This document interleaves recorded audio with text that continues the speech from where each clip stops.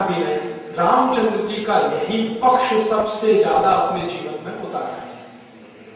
गांधी जी जो हर समय राम राम राम राम राम राम राम राम कहते हैं, और कई बार गांधी जी को मजाक करते हुए अंग्रेज कहते हैं कि ये क्या राम राम राम राम आपने लगा रखी है, तो गांधी जी उसका जवाब देते हैं और बहुत अच्छा जवाब देते हैं। माउंटबेटन को जवाब दिया है, अंग्रेजों के कई अधिकारियों को जवाब दिया। वो कहते हैं कि ये राम राम राम राम मैं ऐसे ही नहीं करता हूं, रामचंद्र जी के कुछ गुण मुझ में आ जाए उसकी कोशिश करता हूं।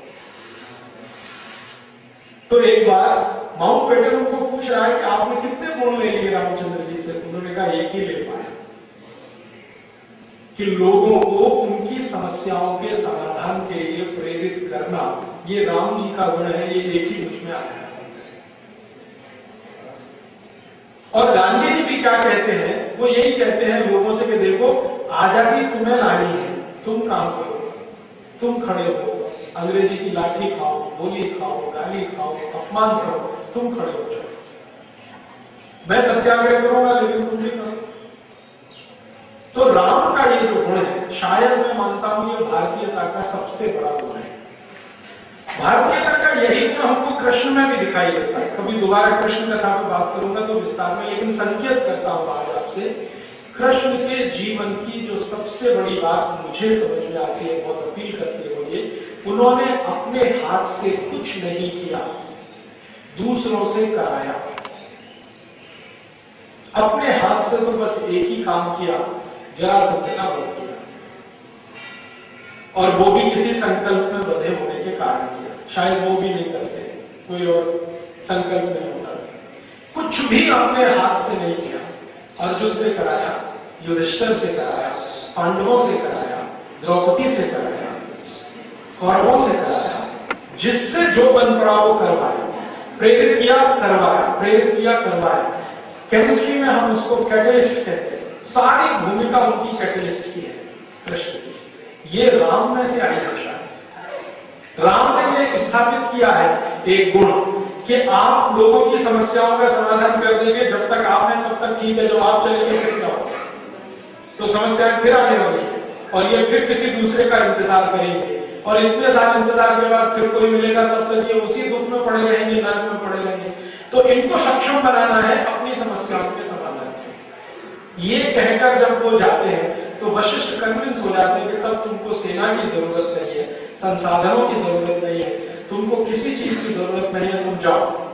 फिर आशीर्वाद उनको मिलता है। इसमें इस जो सीख है उनकी, ये जो गुण है, ये जो उनका स्वभाव बना है राम का, इसमें बहुत बड़ी भूमिका विश्वामित्र की।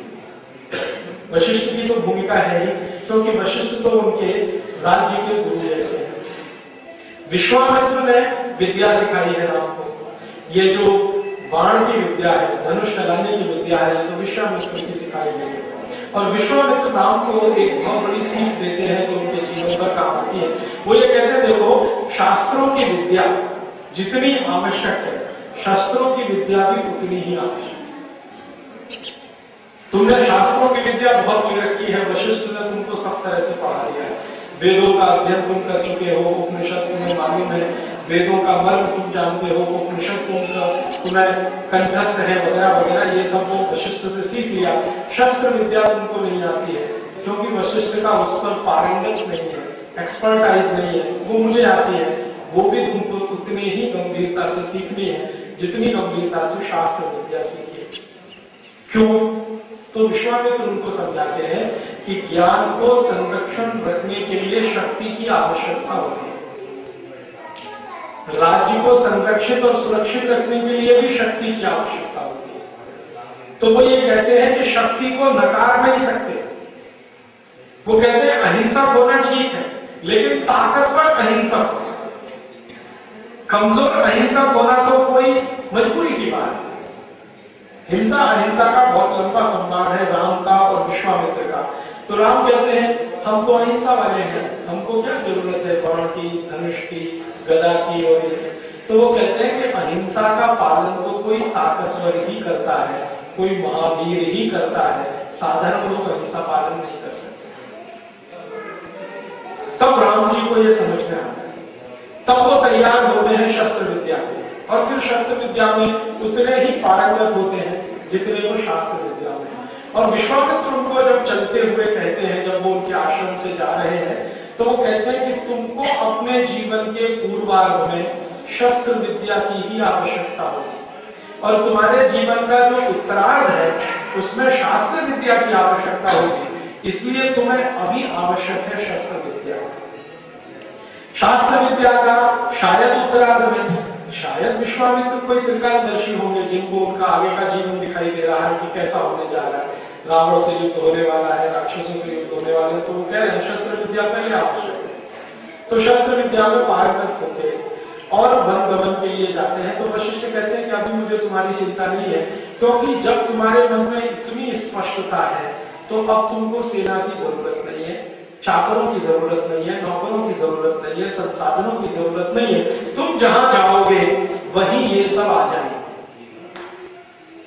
और वो निकल जाते हैं, और जब निकलते हैं तो सबसे ज्यादा समय उनका बीता है 14 वर्ष का भारत के साधारण लोगों के बीच में, जिनको आज की भाषा में, खराब भाषा में हम आदिवासी कहते हैं,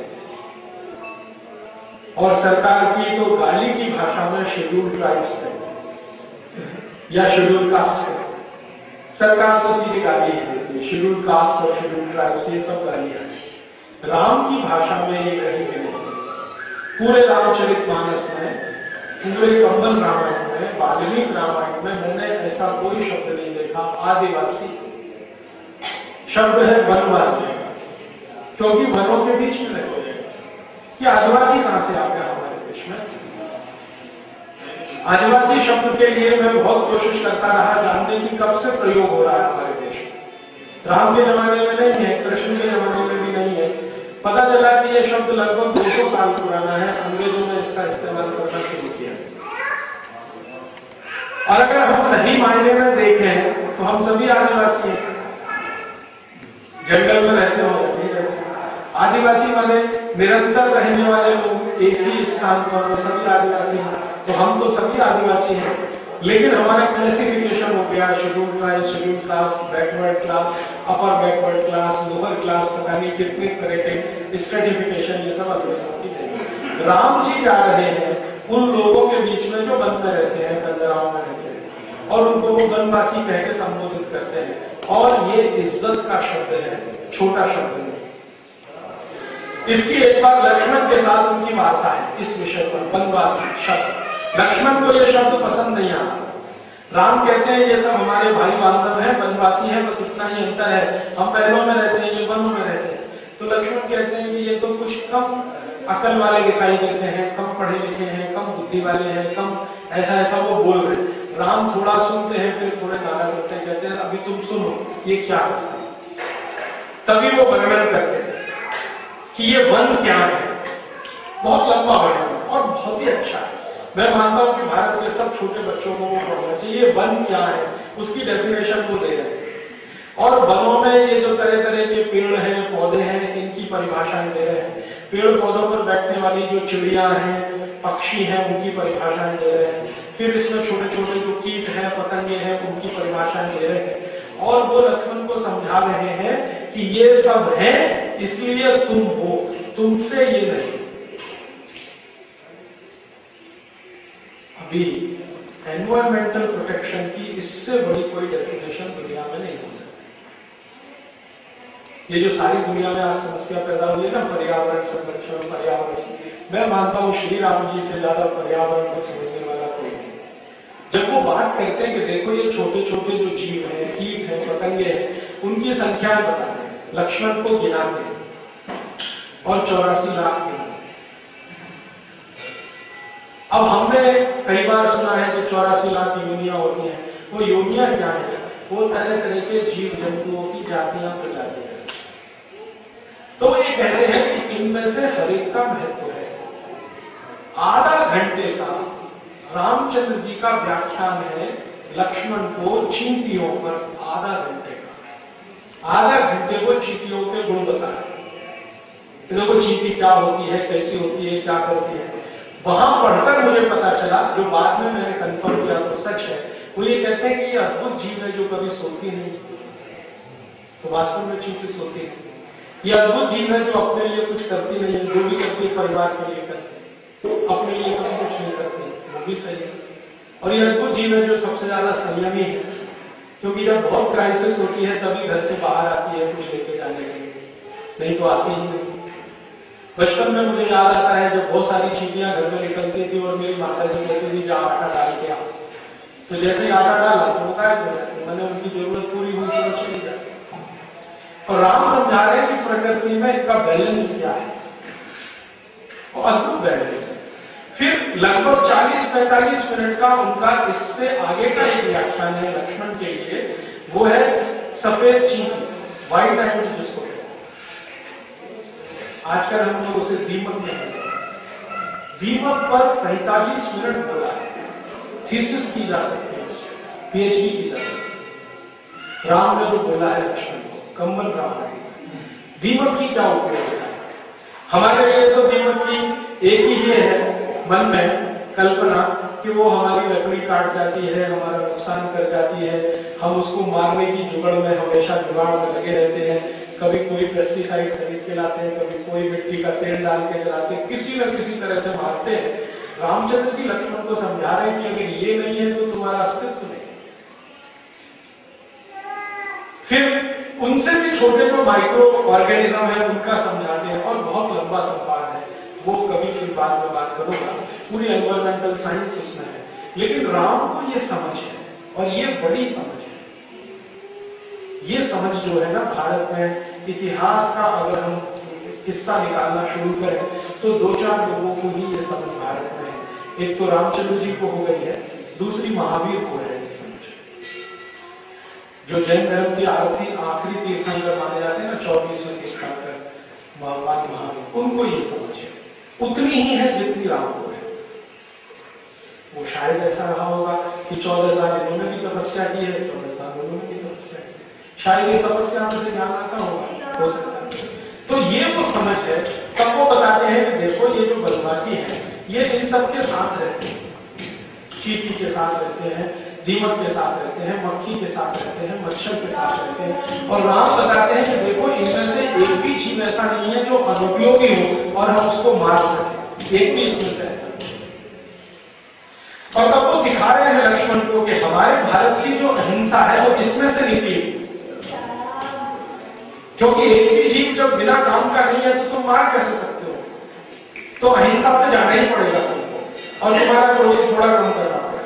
और हमेशा याद रखना, मेरे साथ जब तक तुम हो कोई भी जीव की हत्या ना होने पाए, ध्यान रखना। चलते समय, झाड़ू लगाते समय राम उनको समझाते हैं। आप जानते लक्ष्मण जो है ना, उनके माने जो निजी काम है वो लक्ष्मण करते हैं। रामचंद्र जी के निजी काम क्या है, जिसको भी आप रहते हैं उसमें झाड़ू लगाए, तो राम उनको झाड़ू बनाना सिखा रहे हैं। झाड़ू कैसी होनी चाहिए तो बताते हैं, आगे से खुली रहनी चाहिए, पीछे से कठोर होनी चाहिए, पकड़ने वाला हिस्सा एकदम गुथा हुआ हो, और जो झाड़ू में जमीन पे स्पर्श करने वाला हिस्सा वो खुला हुआ हो, ताकि कोई भी चीज उसके नीचे आए तो मरने ना पाए, बीच में से करे। इतना माइक्रो लेवल का डिटेल। तो कहते हैं कि चींटी भी काम की है, मक्खी भी काम की है, मच्छर भी काम का है, उनमें एक भी बेकार नहीं है। और इतने काम के जो जीव जंतु हैं उनके बीच में जो रहने वाले लोग हैं वो हमसे ज्यादा अच्छे हैं, इसलिए ये मूर्ख नहीं है।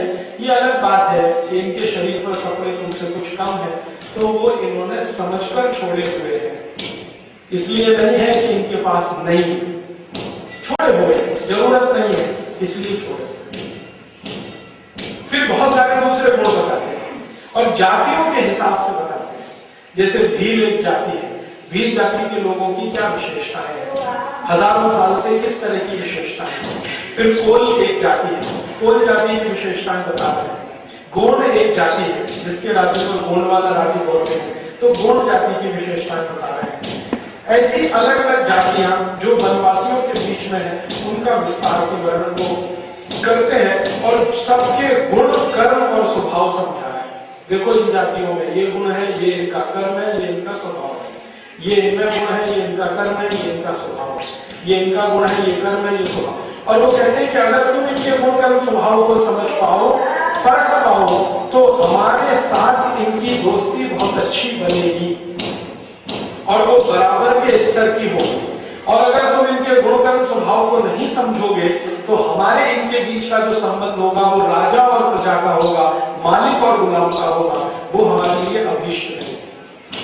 तब लक्ष्मण को थोड़ी समझ आती है। और फिर वो कहते हैं कि ये शास्त्र पढ़ो, ये शास्त्र पढ़ो, ये शास्त्र पढ़ो। और लक्ष्मण कहते हैं कि मेरे पास तो शास्त्र नहीं है। तो कहते हैं यहाँ जंगलों में बहुत सारे ऋषि हैं, उनके पास जाकर पढ़ना शुरू करो, कोई अच्छा मिले तो मुझे भी बताना, मैं भी जाकर पढ़ूंगा। इस तरह का उनका ये समझने की बात है। हमारे भारत में आज ये समझ हम में से तो चली गई है, हमारे राजाओं में से तो बिल्कुल चली गई। राजाओं में मतलब हमारे आज के जो नेता है, जो प्रधानमंत्री बनते हैं, राष्ट्रपति बनते हैं, मुख्यमंत्री बनते हैं, उनमें किसी में ये समझ नहीं है पर्यावरण क्या होता है, आदिवासी क्या होते हैं, वनवासी क्या होते हैं, उनके गुण क्या है, उनके कर्म क्या है, उनके स्वभाव क्या है। हमने तो एक ही शब्द उनके साथ टैग कर दिया है, ये सब पिछड़ा वर्ग है, तो इनका विकास करना है। तो क्या करना है?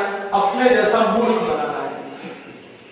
विकास करने से ये हम तो मूर्ख हैं ही, हमारे जैसे मूर्ख ये बने, माने अपना जंगल छोड़कर आ जाए और ये कंक्रीट के जंगल में रहना शुरू कर दें। इनकी 10 मंजिले की बिल्डिंग बना दें, पेड़ के नीचे रहते हैं, शुद्ध हवा खाते हैं, जीव जंतुओं के बीच में रहते हैं, उनके साथ सहचर का नाता रखते हैं, वो सब खत्म करके अपने जैसा बनाने में हम लगे। तो हमारी जो डेवलपमेंट डेफिनेशन है और श्री राम जी की, उसमें जमीन आसमान का अंतर है। लक्ष्मण को वो बता रहे हैं, अंत में कहते हैं कि देखो सबसे ज्यादा विकसित ये है, उनसे कम हम यहाँ हैं तो इनके जैसा बनने की कोशिश करने के लिए है, क्योंकि इनके पास बहुत सारे गुण। तो लक्ष्मण कहते हैं इनमें एक गुण नहीं है। जब उनके ये सब समझ में आता है, इनमें एक गुण नहीं है। क्या नहीं है? राम पूछते हैं, इनमें वीरता की कमी है, कहते तुमसे ज्यादा वीर। और फिर उनका इतिहास बताएं, वीरों का, गोलों का, गोंडों का, जिन्होंने हजारों साल क्या क्या युद्ध लड़े और अपने को बचा के रखा। तो लक्ष्मण कहते हैं कोई तो दुर्गुण होगा। तो राम कहते हैं हाँ, इनमें एक ही दुर्गुण मुझे दिखाई देता है कि ये हमेशा किसी अवतार की प्रतीक्षा में, यही इनका एक दुर्गुण, बाकी इनमें कोई दुर्गुण नहीं। ये वीर है, साहसी है, स्वाभिमानी है, स्वावलंबी है, समझ बहुत है, प्रकृति की, पर्यावरण की, सब कुछ इनमें है। एक ही दुर्गुण आया है इनमें कुछ सालों में कि ये किसी अवतार की प्रतीक्षा में है कि कोई अवतार आएगा भगवान का भेजा हुआ तो हमारी दशा सुधारेगा या राज्य की दशा सुधारेगा। रामचंद्र जी कहते हैं कि इनके इसी दुर्गुण को समाप्त करने के लिए मैं प्रयास करना चाहता हूं और इनको ये समझाना चाहता हूं कि अवतार कोई नहीं आएगा, आएगा तो तुम्हारे बीच से आएगा। तुम अपने को ही अवतारी मानना शुरू करो। तो ये एक बहुत अच्छा संवाद है जिससे मिलता है।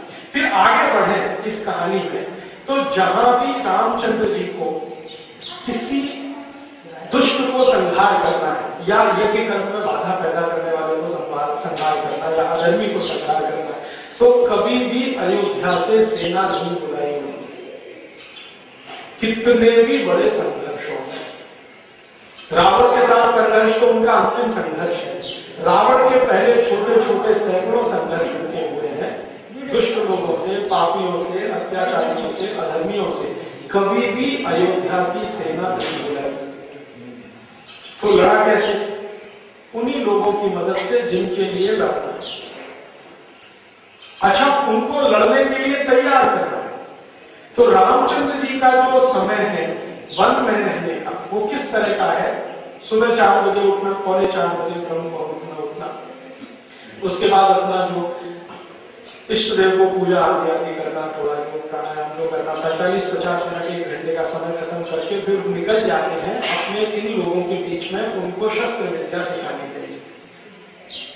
वीरों को सिखा रहे हैं, फूलों को सिखा रहे हैं, घोड़ों को सिखा रहे हैं। और ध्यान रखिए, इनमें कोई भी ऐसे लोग नहीं है जो शास्त्रों के द्वारा पंडित घोषित किए गए, जिनको बड़ा शास्त्रीय है। साधारण लोग उनको सिखा रहे हैं शस्त्र चलाना, शस्त्रों के साथ अस्त्र चलाना। अस्त्र और शस्त्र का अंतर आप सब जानते हैं। तो अस्त्र शस्त्र चलाना सिखाना और उनका भरपूर उपयोग कैसे कर लेना है, ये वो उनको सिखा रहे हैं। ये नित्य कर्म है उनका, बिना किसी बाधा। रोज सुबह से 4 बजे से लेकर 6-7 बजे के बीच। उसके बाद फिर उनका दूसरा जीवन शुरू होता है। वो अध्ययन तो कर चुके हैं क्योंकि उनके गुरुओं ने, अब वो अध्ययन इनको करवाए जितना उनको है और इनको नहीं है, इस तरह का चलता है। फिर वो दोपहर का भोजन और थोड़ा विश्राम और फिर शाम को वही कर्मकांड हो गया। जब ये तैयार हो गए तब लड़ाई शुरू कर दी। अच्छा, एक दिन लक्ष्मण कहते हैं कि भैया आप तो चाहे अकेले लड़ सकते हैं, इससे हाँ कर सकते हैं, मार भी सकते हैं, हाँ मार भी सकते हैं, क्यों नहीं कर लेते? सुनता फिर वही सवाल, मैं जब यहां से चला गया तो ये अपनी रक्षा कैसे करेगी? इसलिए इनको तैयार करके इनसे लड़वाना है। मैं भी साथ में हूं, ये भी मेरे साथ में। तो ये तो बहुत धीरज का काम है, ये तो जल्दी नहीं होता, बहुत धीरज लगता है। किसी को ट्रेनिंग देकर तैयार करना, फिर इतना तैयार करना कि युद्ध के लिए तैयार है, तो वो ट्रेनिंग का समय उनका बहुत बड़ा है। प्रशिक्षण उनका जीवन का सबसे बड़ा काम है। और शायद सैकड़ों हजारों ऐसे लोग उन्होंने प्रशिक्षित किए। और जहां प्रशिक्षण देके सेना बना दिया, संगठन बना दिया, जो बहुत महत्व की बात है राम के जीवन से समझने की, कि जिस समाज में समस्या है उस समाज के लोगों को संगठित करके समस्या का समाधान करना है।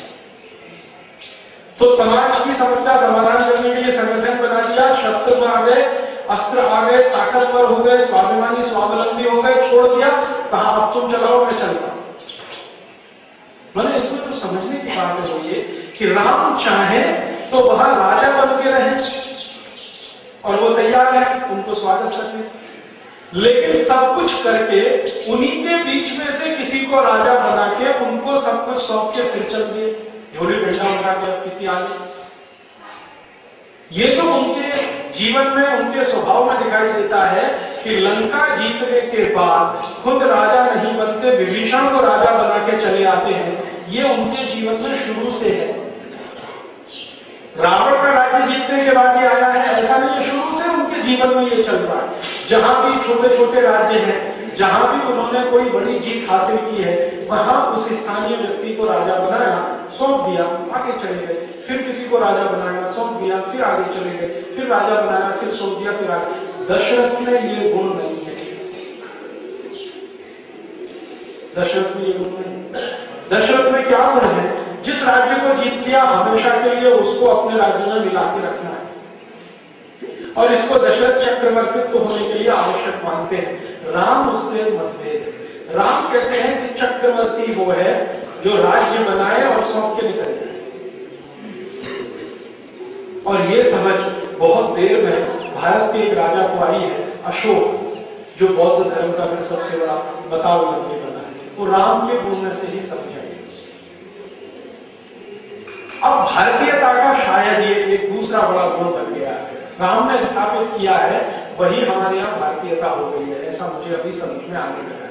उन्होंने एक गुण स्थापित कर दिया ये कि जो लोग हैं, समस्या जिनकी है उनको प्रेरित करना, खड़ा करना, समस्या का समाधान कराना, उन्हीं के बीच में से किसी को राजा बनाना, अपने हाथ में कुछ नहीं लेना और निकल जाना। बिल्कुल ऐसे ही जैसे कोई पुराने कपड़े थे छोड़कर निकल गए, नए धारण करिए, इस तरह से चलते चले जाना। शायद योगी वही होते होंगे। मोह जरा भी ना आए, कर्म योगी शायद वही होता होगा। तो कर्म योगी होने की जो आदर्श परिभाषा है वो उन्होंने स्थापित कर दिया। मुझे उनका ये गुण बहुत अद्भुत लगता है।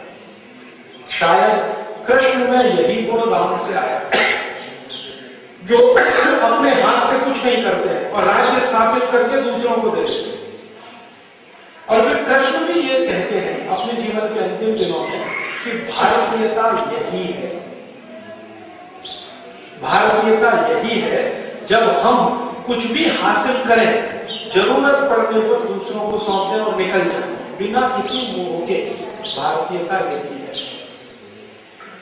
ये जो दूसरी एक संस्कृति दुनिया में फैली हुई है, जिसका जिक्र अभी थोड़ी देर पहले भारत के अमेरिकी और यूरोपियन, वो इसके ठीक विपरीत है।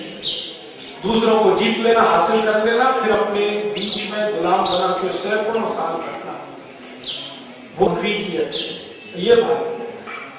तो भारतीयता के आदर्श स्थापित करने में राम का तो अद्भुत है। अब वो ये जो आदर्श है, इसी के चलते एक को नहीं, सैकड़ों सैकड़ों छोटे छोटे राजाओं को स्वावलंबी बना के, स्वयंपूर्ण बना के वो खड़ा करते हैं। और ये खड़ा करते करते करते करते बढ़ते चले जाते हैं, और बढ़ते बढ़ते तो लंका तक पहुंचते हैं। और लंका पहुंचकर रावण के साथ युद्ध की तैयारियां हैं। उन तैयारियों से पहले की ये जो छोटी छोटी तैयारियां हैं, ये उनको बहुत मदद करती है। और इनको मदद करने में ये सब का बहुत बड़ा हिस्सा है। अब इसमें एक विशेष प्रसंग मैं आपको और सुनाना चाहता हूँ, उसके बाद इसको मैं खत्म करूंगा। और एक विशेष प्रसंग क्या है, मैंने आपसे मेरे व्याख्यान के शुरू में कहा था कि मैं समझना चाहता हूँ राम राज्य क्या है। वो इसी में से समझ में आया। रामचंद्र जी चले गए वन, और वन में ये सब कर रहे हैं, ये तो मैंने आपको बता दिया। अब एक महत्वपूर्ण घटना घटित होती है, दशरथ का स्वर्गवास होता है। वो बहुत महत्वपूर्ण घटना है। और दशरथ का स्वर्गवास होता है, उसकी खबर देने के लिए भरत राम के पास जाते हैं। और आप जानते हैं कि भरत जो है ना, राम के पास दशरथ के स्वर्गवास की खबर देने के लिए ही नहीं जाते हैं, बल्कि ये संकल्प लेके जाते हैं कि मैं राम को वापस लेके आऊंगा। तो कहते हैं कि मैं शायद इतना कन्विंस नहीं कर पाया उनको वापस लाने के लिए, तो अपनी माताओं को भी साथ में लाते हैं, कौशल्या भी आती हैं और वो सब आते हैं। और वो कहते हैं कि अगर मेरे अकेले से और माताओं के मानने से नहीं माने तो सब मंत्रियों को लेकर चलो, मंत्रियों को भी लाते हैं। सेना के जितने सुप्रीम कमांडर हैं सबको लेके चलो। तो पूरी सेना लेके भरत आते हैं रामचंद्र जी को मिलने, और दो बातें कहते हैं। एक तो पिताजी का स्वर्गवास हो गया है और आप वापस चलो, क्योंकि राज्य आपका है, मैं तो आपका सेवक हूं। भरत का गुण अपनी मां के विपरीत है, केकई के विपरीत है, स्वभाव के विपरीत है, कर्म के विपरीत है, तीनों ही अलग है। तो इस उद्देश्य से जाते हैं। अब जब राम से उनका मिलन होता है और भरत राम का संहार है, मैं मानता हूं कि पूरी रामायण का या राम कथा का वो सबसे महत्वपूर्ण बात है, या सबसे महत्वपूर्ण हिस्सा है राम और भरत का मिलना और राम और भरत का संवाद। राम भरत का जब संवाद होता है और मिलन होता है, तो उसमें सबसे महत्वपूर्ण मुझे जो नजर आता है ये कि राम भरत को प्रश्न पूछते हैं। पहले तो लक्ष्मण ने उनको कंफ्यूज करने की कोशिश की है राम को। वो बताया कि देखो इतनी सेना लेके आ रहा है, हमला करने आ रहा है। तो राम कहते हैं तुम क्यों ऐसा सोचते हो, हमारा भाई है, हम पे हमला करेगा। उनका नहीं, आपको मालूम नहीं, वो केकई का पुत्र है, और केकई वही है जिसने आपको वनवास दिया है। तो राम कहते हैं ना, केकई ने तो बहुत बड़ा एहसान किया है, जो मैं चाहता था वो करने के लिए रास्ता प्रस्तुत किया। तो भरत को, सॉरी लक्ष्मण को ये सब ज्यादा समझ में नहीं आता, और शायद तत्व की गहराई में वो इतना उतरते नहीं है या उतरना नहीं चाहते। तो खैर वो कहते हैं आने दो, और अगर लड़ना ही पड़ा तो लड़ लेंगे, और हम काफी हैं। तो लक्ष्मण कहते हैं आपका, मैं अकेला काफी, इतनी बड़ी सेना है वो एक। उसके बाद होता क्या है कि जब ये इतनी बड़ी सेना लेके भरत आते हैं, तो जो वनवासी हैं उनको शायद ये गलतफहमी हो जाती है कि ये राम पे हमला करने के लिए जा रहे हैं, क्योंकि उनको ये तो मालूम है कि राम को निकाला दिया गया है, वनवास दिया गया, भरत को गद्दी दी है। तो वनवासियों को ये गलतफहमी है कि शायद ये राम को मारने जा रहे हैं, तो वो तैयार हो जाते हैं। बीच में कई जगह हो भी जाता है, बाद में उनको समझ में आता है नहीं ये तो राम को वापस लेने के लिए जा रहे हैं। तो पूछते भी हैं, कहीं जो भील है, भील जाति, गोंड और ये कोल जाति के लोग पूछते हैं, उनके सरदार पूछते हैं कि आपको इतनी सेना लेके आने की क्या जरूरत थी। तो भरत कहते हैं कि देखो मैं राम को कन्विंस नहीं कर सकता, मना नहीं सकता, इसलिए सबको लाया हूँ, ये सब उनको कन्विंस करेंगे, शायद वो वापस जाए, इसके लिए सेना। तो खैर वो सेना लेकर पहुंच जाते हैं और राम और भरत का मिलन होता है और संवाद होता है। तो ये जो मिलन और संवाद है, उसमें से वो एक घटना है, उसको मैं छोड़ना चाहता हूँ, जब वो राजा दशरथ के स्वर्गवास की कहानी कहते हैं। तो राजा दशरथ के स्वर्गवास की जैसे कहानी कहते हैं, तो अकेले राम है जो उतने ही निष्ठक और उतने ही शांत मन से उसको सुनते हैं, जितने शांत मन से उन्होंने अपने वनवास की घोषणा को सुना। उतने ही शांत मन से उतने ही स्वर्गवास होता है। और ये सब परेशान, बाकी लक्ष्मण परेशान है, सीता जी परेशान है, सबका स्वर्गवास होता है। लेकिन राम में धीरता बहुत है, खराब से खराब समाचार को सुनने का मात्रा होता है। वो जानते हैं कि उनके पिता उनको सबसे ज्यादा प्यार करते हैं, अब वो नहीं है इस दुनिया में। उनके दुखद निधन का समाचार भी उतनी ही शालीनता से सुनना, शांति से सुनना, जितना अपने जीवन में सबसे खराब किसी चीज को सुनने का। तो वो सुन लेते हैं, उसके बाद वो बात नहीं खत्म होती, फिर वो बात करते हैं रामचंद्र जी भरत से संवाद करते हैं, और वो संवाद जो है ना सबसे अच्छी तरीके से, थोड़ा तो वाल्मीकि में है और ज्यादा तो कंबर रामायण में है। विस्तार से संवाद क्या है? रामचंद्र जी उनसे प्रश्न पूछ रहे हैं, भरत से प्रश्न पूछ रहे हैं, और प्रश्न ऐसे पूछ रहे हैं जिनको समझने की हम कोशिश करें तो समझ में आ जाता है राम राज्य क्या है। सारे प्रश्न इस तरह के। अब वो प्रश्न पूछ रहे हैं, उनकी संख्या लगभग 56 प्रश्न उन्होंने पूछे, 56 क्वेश्चन भरत जी को पूछे हैं राम जी, और एक से एक अद्भुत प्रश्न जो राम राज्य को समझने में हमको काफी कुछ मदद करता है। राम राज्य क्या है वो उन प्रश्नों से समझना है। सबसे पहला प्रश्न पूछते हैं भरत, क्या तुम अपने गुरुओं का वैसे ही आदर करते हो जैसे मैं करता हूं? मेरे चले आने के बाद क्या तुम अपने गुरु का वैसे ही आदर करते हो जैसे मैं करता था? गुरु कौन? वशिष्ठ। और वशिष्ठ के समकक्ष बहुत। तो भरत उस प्रश्न को सुनकर उत्तर दे देते हैं कि हाँ करता हूं। राम फिर पूछते हैं, क्या उतना ही जितना मैं? तो भरत पूछते हैं, आप इसको इतना जोर क्यों दे रहे और गुरु को ही क्यों कह रहे, और किसी का क्यों नहीं कहते? माँ का क्यों नहीं पूछते? माँ का आदर करते हो कि नहीं? पिता का करते हो कि नहीं? भाइयों का करते हो कि नहीं? या हमारे मंत्रियों का करते हो कि नहीं? अधिकारियों का करते हो कि नहीं? वगैरह वगैरह वगैरह वगैरह। तो राम उत्तर देते हैं, वो कहते हैं कि देखो, गुरु और बाकी जितने भी तुमने नाम दिए संबंधों में ये सब एक दूसरे से बहुत अच्छे दिखते हैं, सुंदर लगते हैं, शब्द अच्छे हैं, लेकिन तुलना नहीं है। गुरु बिल्कुल अलग है और ये बिल्कुल अलग है। क्या अंतर है? भरत समझना चाहते हैं। तो कहते हैं कि देखो, यही एक ऐसा व्यक्ति है गुरु जो बिना ईर्ष्या और द्वेष के सलाह देता है, बिना राग और द्वेष के सलाह देता है, बिना स्वार्थ के सलाह देता है। यही एक है गुरु जो कभी स्वार्थी नहीं होता, ईर्ष्यालु नहीं होता, राग द्वेष का नहीं पड़ता, किसी कामना के वशीभूत होकर नहीं कहता। यही है। इसलिए इसकी वेलबींग माने इसके बारे में सबसे अच्छे होने की मेरे मन में जो है वो मैं सुनना चाहता हूँ। उनका हाँ मैं वैसा ही करता हूँ, गुरुओं को बहुत सम्मान देता हूँ। तो मैं मानता हूँ राम राज्य माने क्या? जहां गुरुओं को सबसे अधिक आदर और सम्मान मिले,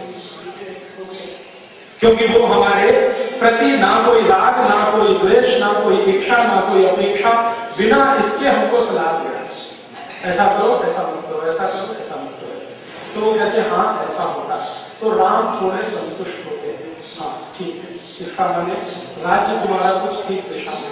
दूसरा प्रश्न, 56 प्रश्न। दूसरा प्रश्न, क्या तुम्हारे राज्य में जनता धन धान्य से भरपूर है? लोगों को किसी तरह का कोई भौतिक, दैविक और दैहिक दुख तो नहीं है? माने गरीबी तो नहीं है, बेरोजगारी तो नहीं है, भूखमरी तो नहीं है, अकाल तो नहीं पड़ रहा है, अतिवृष्टि तो नहीं हो रही है, अनावृष्टि तो नहीं हो रही है। ये सारे प्रश्न एक साथ तो पूछे। क्या तुम्हारे राज्य में ऐसा है? क्या तुम इसके लिए कुछ करते हो? तो भरत कहते हैं कि आपकी कृपा से, ईश्वर की कृपा से, आपके आशीर्वाद से हमारे राज्य में अभी कोई भूखा नहीं है, कोई गरीब नहीं है, कोई बेरोजगार नहीं है।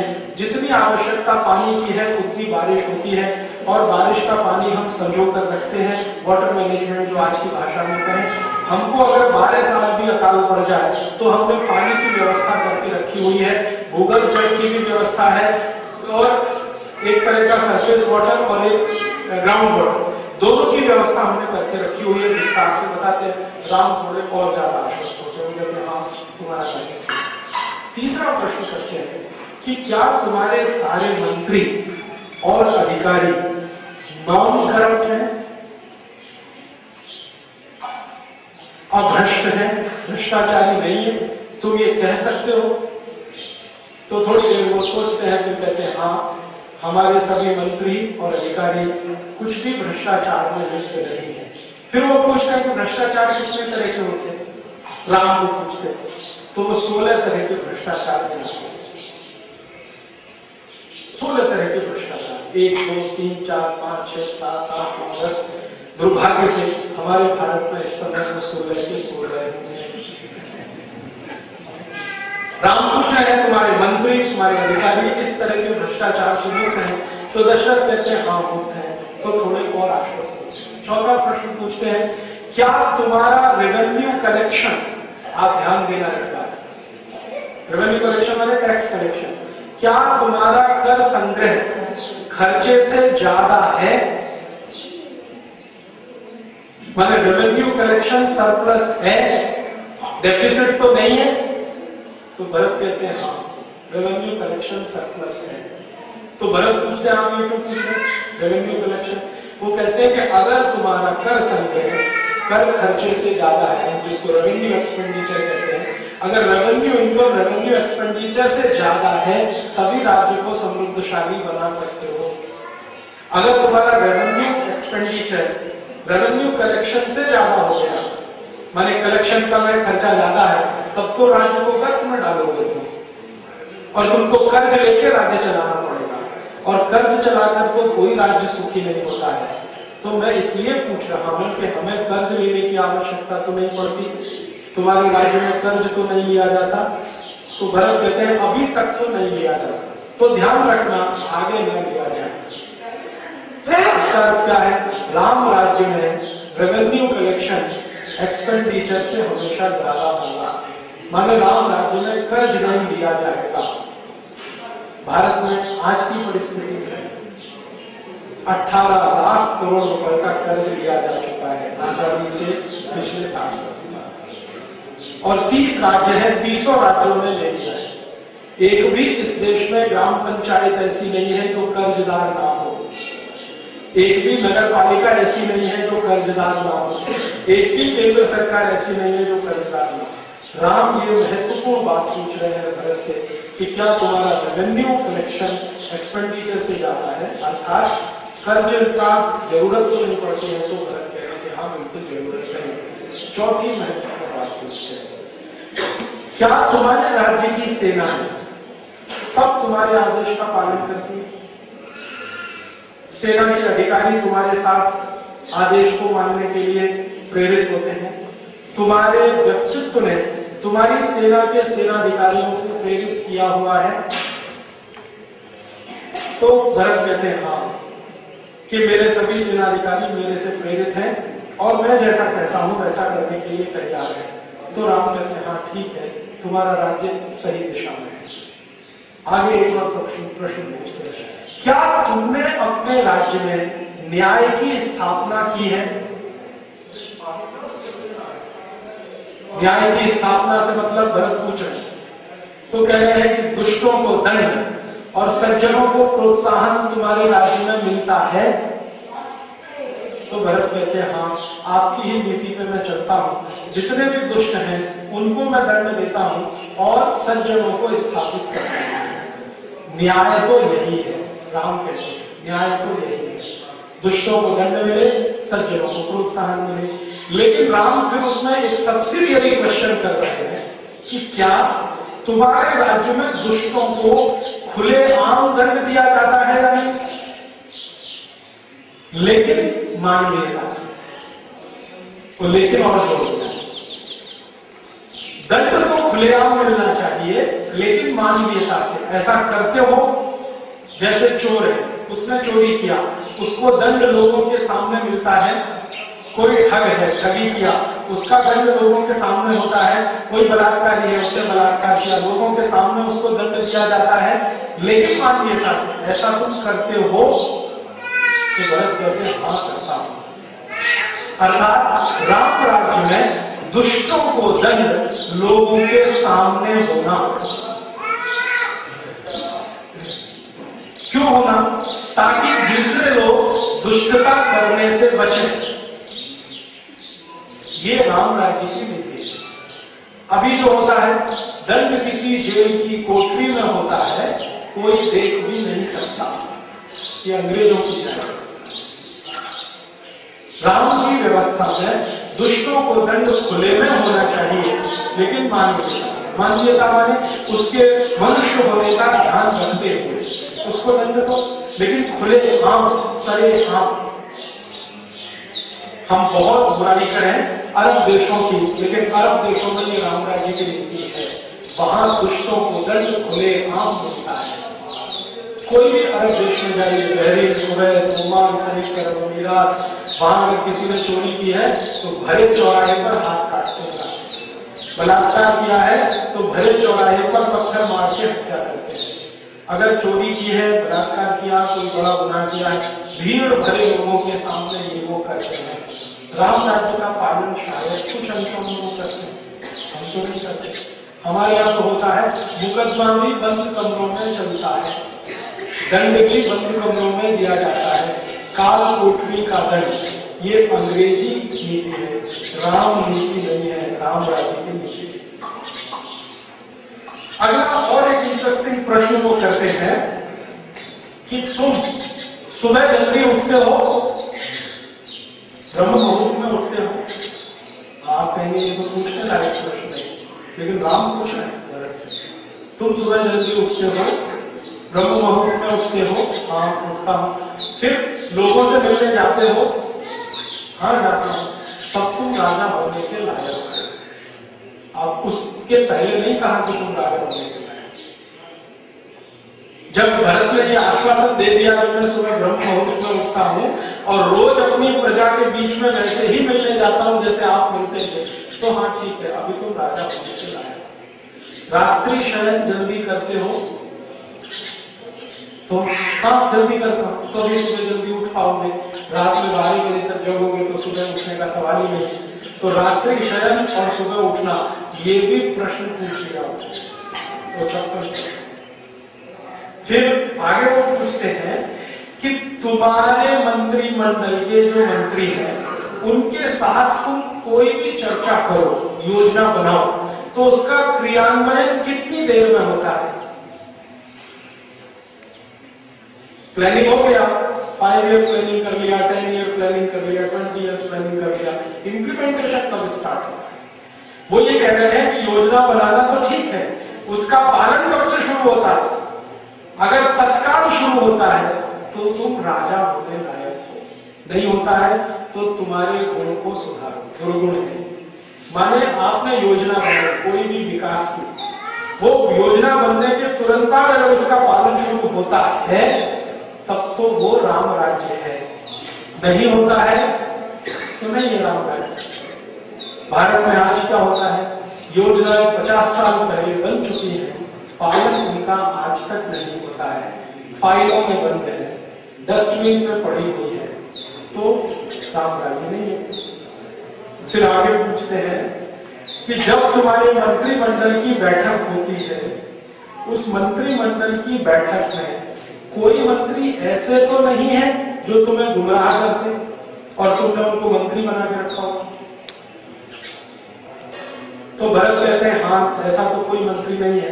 तो कहते हैं कड़ी नजर रखो, अगर कोई मंत्री तुम्हारे मंत्रिमंडल का तुम्हें गुमराह करता है तो उसको एक क्षण भी उस पद पर नहीं रखना है, हटा कर दूसरे को रखना है, एक क्षण भी उसको नहीं रखना। ये उनकी सीख है राम की भरत को, और वो कहते हैं कि ये बहुत आवश्यक है। गुमराह करने वाले मंत्री अगर तुम्हारे बीच में है तो तुमको गलत रास्ते लेके जाएंगे। अब भरत उनसे एक सवाल पूछते हैं कि कैसे पता करूं कि वो गुमराह कर रहे हैं या नहीं? तो राम उसका बहुत सुंदर जवाब देते हैं, अपने गुरु से पूछा। अगर गुरु कहे कि ये ठीक है तो गुमराह नहीं किया, और गुरु कहे गलत है तो तुमको गुमराह किया गया। गुरु ही है जो निस्वार्थ भाव से तुमको सलाह देगा, इसलिए गुरु का आदर सबसे आवश्यक है। फिर राम आगे उनसे एक पूछते हैं कि तुम कोई भी योजना बनाते समय अपने विचार अपने मंत्रिमंडल के विचार इनको प्रमुखता देते हो या लोगों के विचारों की प्रमुखता? तुमको लगता है ये योजना बहुत अच्छी है और लोग कहते हैं ये बिल्कुल अच्छी नहीं है, तो क्या करते हो? लोगों की विचार के साथ जाते हो या तुम अपने विचारों के साथ रहते हो? तो भरत कहते हैं मैं तो लोगों के विचार के साथ जाता हूं। तो कहते हैं कि फिर तुम ठीक रास्ते पर हो। डेमोक्रेसी तो यही है। सरकार कहती है कि विदेशी कंपनियों को आना चाहिए राजस्थान में, हर मंडी में उनको छूट होनी चाहिए। किसान कहते हैं जी नहीं होनी चाहिए। सरकार अपने पे अड़ी हुई है कि हम ये करके ही मानेंगे और रामचंद्र जी का नाम लेते रहते हैं। रामचंद्र जी की नीति तो ये नहीं। राम की नीति है लोगों के विचार को प्रमुखता, अपने विचार को दूसरा, पहला विचार लोगों का। लोग क्या मानते हैं? लोग कहते हैं कि ठीक है तो करो, नहीं मानते तो। अभी भरत उसमें आगे प्रश्न करते हैं, अगर एक आदमी कहे तो हाँ, मंत्री से ज्यादा आदमी, मंत्री कुछ कहता है, तुम्हारे राज्य का एक व्यक्ति भी उसके विपरीत कुछ कहता है, तो वो व्यक्ति जो कह रहा है वो रह चुका है। क्यों? क्योंकि वो तुमको कर देता है, टैक्स देता है। मंत्री टैक्स नहीं देता है। मंत्री तो तुम्हारे खजाने से लेता है। वो नागरिक है, वो तुमको टैक्स देता है। वो नागरिक के टैक्स देने से तुम्हारा राज्य चलता है। इसलिए एक नागरिक का विचार भी तुम्हारे लिए बहुत महत्वपूर्ण है। शायद यही एक बात जो राम के मन में है वो उनके जीवन के उत्तरार्ध में हमें दिखाई देती है। जब एक कपड़े को धोने वाला धोबी सीता के बारे में कुछ कहता है तो वो परीक्षा के लिए निकालता है। राम के ऊपर लांछन लगाने वाले कुछ लोग कहते हैं कि वो स्त्रियों के विरोधी थे क्योंकि सीता को घर से निकाल दिया। और ये किस्सा तब है जब वो अयोध्या वापस आ गए हैं और किसी ने कह दिया है सीता के बारे में, पता नहीं कितने दिन रावण के यहाँ रही है और क्या क्या किया। तो एक व्यक्ति के कहने पर सीता को घर से निकाल देना, ये उस गुण के कारण है जब वो भरत को कह रहे हैं कि एक व्यक्ति भी कुछ कहता है वो महत्वकार, क्योंकि वो टैक्स पेयर है। अर्थात राम राज्य में टैक्स पेयर को सबसे ज्यादा ऊंचाई है और मैं नहीं मानता कि इससे बड़ी डेमोक्रेसी कोई हो सकती है जहां टैक्स पेयर सबसे ऊंचा है, मंत्री और राजा उससे नीचा है। यही शायद लोकतंत्र रहा होगा। राम राज्य शायद किसी को, गांधी जी किसी की कल्पना बराबर करें, राम राज्य होना चाहिए, राम राज्य होना चाहिए। फिर एक और बहुत अच्छा सवाल वो पूछते हैं भारत से कि तुम्हारा अपना जीवन में व्यक्तिगत समय कितना है और सार्वजनिक समय कितना है? तो भरत इसका उत्तर नहीं देते। वो पूछते हैं बताइए क्या होना चाहिए, पहले ये बताइए। तो रामचंद्र जी कहते हैं कि जीवन का 1/4 हिस्सा निजी और 3/4 सार्वजनिक होना चाहिए। है तुम्हारा 1/4 माने 6 घंटे, 6 घंटे तुम्हारा अपना है और बाकी 18 घंटे जनता का। तुम्हारा ऐसा है 18 घंटे काम करते हो लोगों के लिए, सीधी सी बात, 6 घंटे अपने लिए, 18 घंटे जनता के लिए। तो भरत कहता है कि मैं कोशिश करूंगा, तो ठीक है जल्दी से करो, ये बोल रहे। फिर उसके बाद उससे भी ज्यादा इंटरेस्टिंग क्वेश्चन है, वो पूछ रहे हैं कि तुम्हारी जो सेना है उसमें जो बहादुर सैनिक है और बहादुर जो सेनापति है, वो बहादुर सैनिक और सेनापति जब भी कोई अच्छा काम करते हैं तुम उन्हें पुरस्कार देते हो या नहीं? जब भी कुछ अच्छा काम करे, धर्म के, आचरण के, संस्कृति के, परंपरा के किसी काम को अगर वो करें तो तुम उनको पुरस्कृत करते हो कि नहीं? तो भरत कहते हैं हाँ करता हूं। तो कहते हैं ठीक है, इसका माने अच्छा काम करने वाले जो सैनिक अधिकारी हैं या राज्य अधिकारी हैं उनको हमेशा पुरस्कृत करते रहना, उनको सम्मानित करते रहना, ये राम राज्य। फिर एक आगे प्रश्न पूछ रहे हैं वो कि सेना के सैनिकों का और सेना के काम आने वाले घोड़े, हाथियों का भोजन व्यवस्था पर्याप्त है, संपूर्ण है, बराबर है? सैनिकों को बराबर मिल रहा है खाने पीने को, घोड़ों हाथियों को बराबर मिल रहा है खाने पीने को, कमी तो नहीं आ रही है? तो भरत कह रहे हाँ बराबर है। माने आप मेरा देखिए कितने माइक्रो लेवल के क्वेश्चंस हैं, कितने छोटे छोटे प्रश्न कि सब सैनिकों को बराबर मिल रहा है, हाँ मिल रहा है, सेना के हाथियों को घोड़ों को मिल रहा है, हाँ मिल रहा है। फिर आगे इससे भी ज्यादा पूछते हैं कि सभी सैनिक तुम्हारे राज्य से खुश हैं, प्रसन्न हैं, तुम्हारी नीतियों से सहमत हैं, उनको कोई दुख तो नहीं है, व्यक्तिगत दुख तो नहीं है, कहीं कोई परेशानी तो उनको नहीं है, और तुम उसके लिए कुछ समय निकालते हो कि नहीं? तो भरत कहते हैं हाँ मैं कोशिश करता हूं। तो वो कहते हैं कि अगर सैनिक तुम्हारे खुश हैं और सेना तुम्हारे ऊपर श्रद्धा रखती है तो कोई दुश्मन तुम्हें पराजित नहीं कर सकता, इसलिए उनकी वेलबींग होना बहुत आवश्यक है। आगे एक और प्रश्न पूछते हैं कि जब तुम मीटिंग करते हो तुम्हारी कैबिनेट की, कैबिनेट शब्द मैंने जोड़ दिया, उसमें तो मंत्री परिषद है, मंत्री परिषद की जब तुम मीटिंग करते हो तो उसमें कोई ऐसा फैसला जो गुप्त रखने योग्य है वो लीक तो नहीं होता? अगर लीक होता है तो तुमको मंत्री परिषद बदलनी पड़ेगी, और लीक नहीं होता तो ठीक है। कोई भी बात जो तुम्हें लगती है सीक्रेट है वो सीक्रेट रहती है या तुरंत बाहर आ जाती है? वो कहते हैं हाँ रहती है। अभी क्या होता है कैबिनेट की मीटिंग में कोई भी फैसला हो अखबार वालों को फट से एक मिनट को ऑफ द रिकॉर्ड ब्रीफिंग करते हैं सभी मिनिस्टर्स, नाम नहीं बताएंगे, ऑफ द रिकॉर्ड ब्रीफिंग करेंगे, पता चलेगा। भरत को पूछ रहे हैं कि क्या तुम्हारे यहाँ सीक्रेसी मेंटेन होती है? भरत कहते हैं हाँ होती है। फिर आगे पूछ रहे हैं लोगों की सुरक्षा का क्या है, लोग सुरक्षित हैं तुम्हारे राज्य में दुश्मन से, आंतरिक दुश्मनों से, बाहरी हमले से? तो भरत कहते हैं हाँ सुरक्षित है। फिर पूछते हैं तुम्हारे राज्य में अगर कोई नया व्यक्ति बाहर से आता है तो उस पर तुम्हें नजर रहती है कि नहीं? कोई भी बाहर से आया, व्यापार करने आया है, ज्ञान देने आया है, सेवा करने आया है, लेकिन उस पर तुम्हारी नजर है कि नहीं? तुमको मालूम है कि नहीं कौन व्यक्ति तुम्हारे राज्य में आ गया? तुम्हारे गुप्तचर तुम्हें वो बताते हैं कि नहीं? तो भरत कह रहे हैं हाँ कभी बताते हैं कभी नहीं बताते। तो कहते हैं तुम्हारी गुप्तचर व्यवस्था ठीक करो। क्यों पूछ रहे हैं? बाहर से आने वाले हर अजनबी पर इतनी नजर क्यों रखना? तो उनका मालूम नहीं है कैसा है, जब वो रहेगा तब पता चलेगा उसके स्वभाव का, उसके गुण का, उसके कर्म का। अभी तो आया है तुरंत पता नहीं चलेगा। फिर उसके बाद वो पूछ रहे हैं कि क्या तुम्हारे राज्य में चापलूस लोग तुम्हें हमेशा घेरे रहते हैं, जो निकट स्वार्थी है, जिनको सिर्फ अपना स्वार्थ दिखाई देता है, वही तुम्हारे आसपास रहते हैं? अगर रहते हैं तो ठीक नहीं है, नहीं रहते हैं तो अच्छा है। तो भरत कहते हैं हाँ चापलूस लोग नहीं। तो कहते हैं फिर ठीक है, आने भी नहीं देना, चापलूसों की कोई बात कभी सुनना नहीं।